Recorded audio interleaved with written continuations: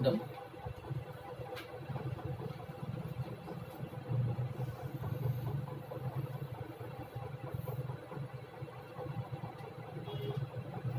आज क्या पढ़कर आए हैं? न्यूज़पेपर पढ़िए आज का। आज की 5 खास न्यूज बताइए। देश में कोरोना के केसेस लगातार बढ़ रहे हैं।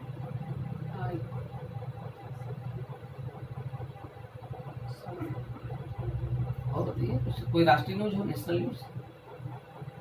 फ्रांस ने भारत क्वाड के साथ जो नौसैनिक एक्सरसाइज है वो करने के लिए अपनी सेना को वहाँ से रवाना किया है। शिक्षकों के लिए न्यूज़ है कि शिक्षकों को अब अपनी शिक्षा के अलावा किसी अन्य कार्य में ना लगाने के आदेश दिए गए हैं।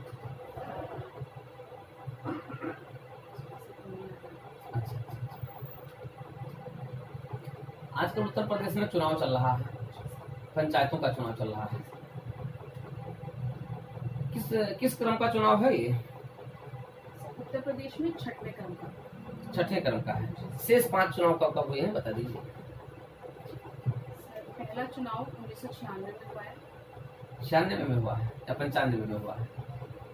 अभी बड़ा चर्चा में रहा था आरक्षण का मामला 1995 का आधार माना जाए या 2015 का आधार माना जाए। तो चुनाव 1995 में हुआ।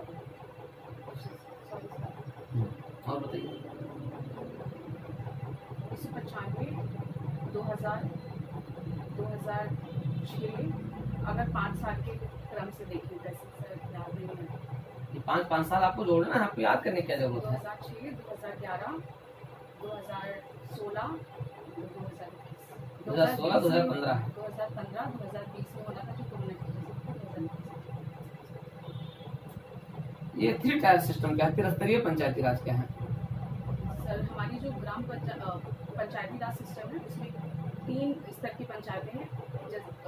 ग्राम स्तर पर ग्राम पंचायत, ब्लॉक स्तर पर ब्लॉक क्षेत्र पंचायत और फिर जिला पंचायत। इन तीनों पंचायतों के में आपसी जो संबंध है एक दूसरे पर निर्भरता ही त्रिस्तरीय कहलाती है। कैसे? सर जैसे कि जो हमारी ग्राम पंचायत है, ग्राम पंचायत के जो अध्यक्ष होते हैं वो क्षेत्र पंचायत के पदेन सदस्य होते हैं। सेम इसी प्रकार जो हमारी क्षेत्र पंचायत के अध्यक्ष होते हैं वो जिला पंचायत के पदेन सदस्य होते हैं। इस प्रकार इनकी जो आपस में संबद्धता है और एक दूसरे से जो संबंध है उसी को ही त्रिस्तरीय कहते हैं।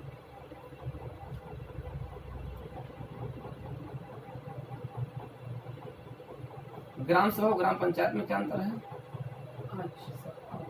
ग्राम सभा किसी गांव या कई गांवों के पंजीकृत सदस्यों का समूह होता है।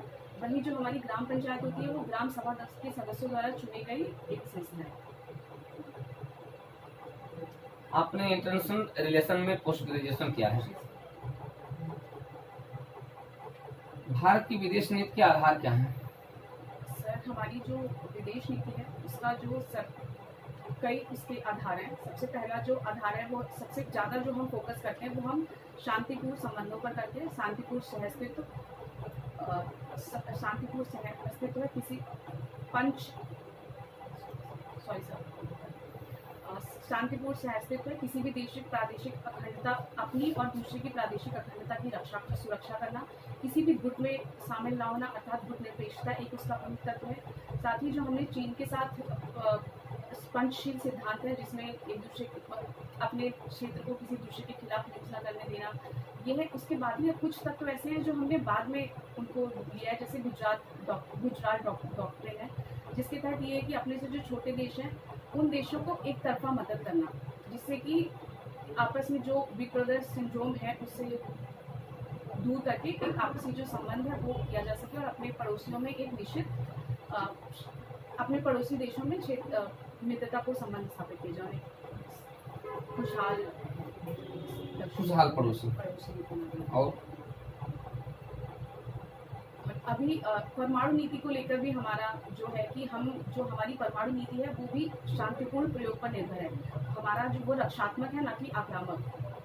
ये हमारी नीति की विशेष। अभी क्या कुछ नयापन क्या आया है हमारी विदेश नीति में? नयापन सर ये है कि जो अभी हम और ज्यादा एक्शन पे फोकस हो गया है कि एक्शन लेना, जैसे कि अब हम क्वाड में कई कई विभिन्न हम सैद्धांतिक पहलू पूछ रहे हैं।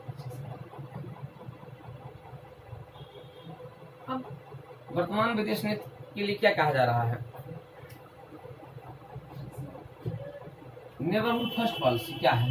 नेबरहुड फर्स्ट पॉलिसी वर्तमान सरकार द्वारा 2015 में पारित की गई थी। इसका उद्देश्य ये कि पहले हमें अपने इसमें जो हमारे पड़ोसी राज्य हैं उनको प्राथमिकता देते हुए उनके साथ सांस्कृतिक, सामाजिक, आर्थिक, भौगोलिक के जो संबंध है इनको प्राथमिकता देते हुए इनको किया जाएगा। जो पहले हमारी लुक पॉलिसी थी, अब उसको हमने कार्य के स्तर पर लाने की कोशिश की है कि हम प्रकार्यात्मक ज़्यादा उसको। पहले हमारी एक और पॉलिसी थी, नेबरहुड पॉलिसी। कब आई थी नेबरहुड पॉलिसी?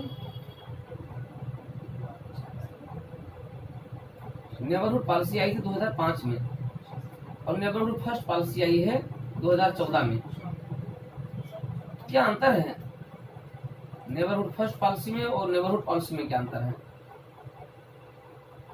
सर, कार्यात्मक अंतर है कि जो नेबरहुड फर्स्ट पॉलिसी है उसमें जो प्राथमिकता है वो और ज़्यादा गहन हो गई है, कि अब और ज़्यादा मल्टी डायमेंशनल हो गई है कि अब हम उसमें सारे क्षेत्रों में करेंगे। ये देखा भी जा रहा है कि एक साथ हम बांग्लादेश, नेपाल, भूटान सबके साथ अपने संबंधों को बेहतर करने की कोशिश कर रहे हैं।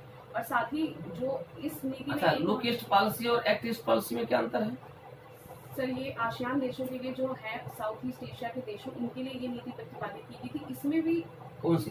लुक ईस्ट पॉलिसी पहले आई थी और जो एक्ट ईस्ट पॉलिसी है इसको भी वर्तमान सरकार द्वारा किया गया। इसमें भी यही है कि जो भी हमारे संबंध है उनको और ज़्यादा गहन कैसे किया जाए, ये इस पर आधारित है।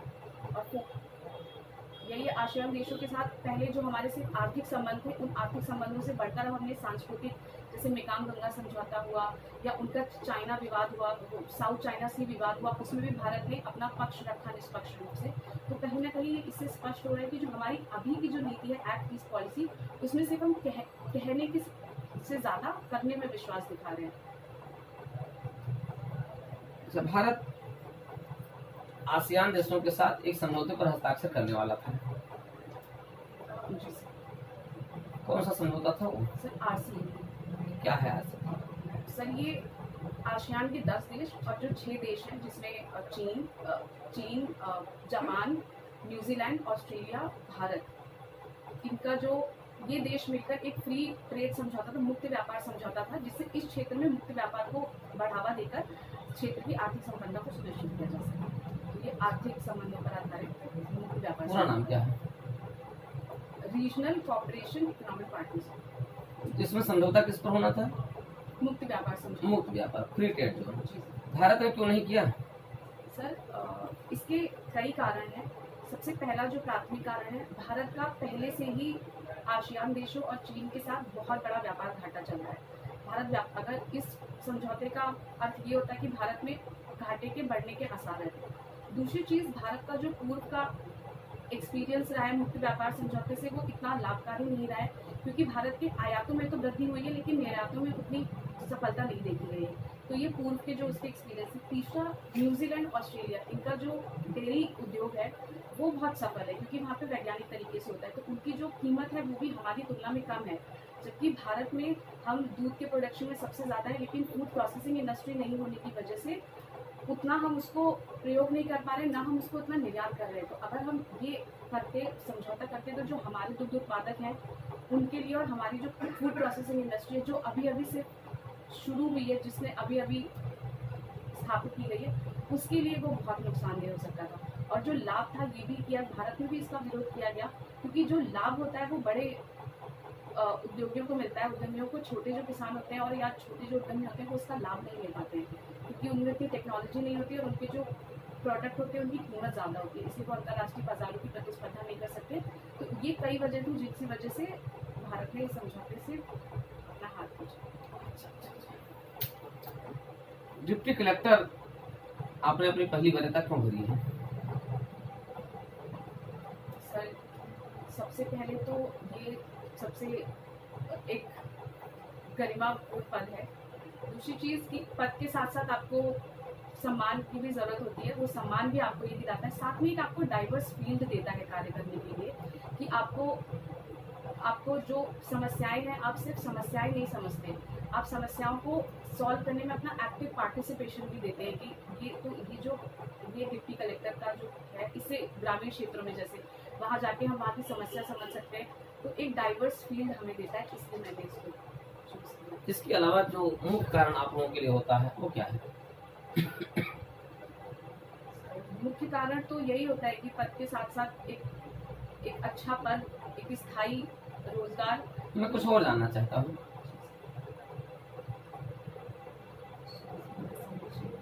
इसमें आप आएंगी तो इस सेवा में पहुंच करके आप अखिल भारतीय सेवा में भी जा सकती हैं।